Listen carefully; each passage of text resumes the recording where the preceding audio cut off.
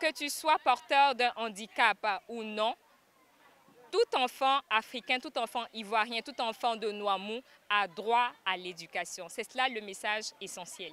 Tel est le message que veut faire passer Anne Bakoum, présidente de l'ONG Le Refuge, à l'occasion de la célébration de la Journée de l'enfant africain qui s'est tenue le samedi 15 juin 2024 à Nouamou, village situé dans le département de Tiapoum. Selon la présidente Anne Bakoum, la célébration de cette journée est une initiative de l'Union africaine qui vise à commémorer le massacre des enfants de Soweto qui manifestaient pour leurs droits. L'ONG Le Refuge, je le rappelle, a pour première mission de promouvoir les droits humains.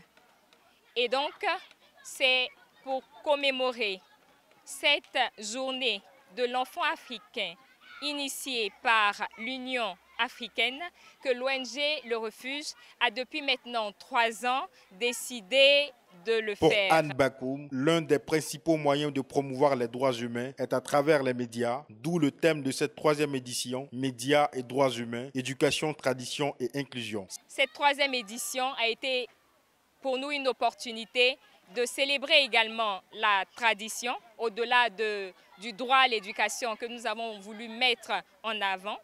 Célébrer la tradition à travers la dromologie, le langage des tambours. Daniel Barou, directeur d'une école pour personnes en situation de handicap, a exhorté les parents dont les enfants sont porteurs de handicap à s'approcher des structures adaptées et à rassurer que ces enfants ne seront pas une épine à leurs pieds ou une gangrène, mais plutôt un soutien. Nous lançons un appel aux parents de ne pas marginaliser ces enfants-là, mais de leur permettre d'avoir une éducation, sinon de faire un circuit scolaire parce qu'ils peuvent réussir comme les autres.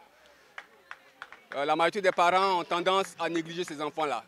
Et le travail que l'on fasse y faire en ce moment, en soutenant l'école, c'est de pouvoir dans tous les lieux, ici en Côte d'Ivoire, trouver les enfants qui sont handicapés auditifs, afin de les orienter vers les structures où ils peuvent vraiment bénéficier d'un suivi et d'une éducation, surtout d'une formation.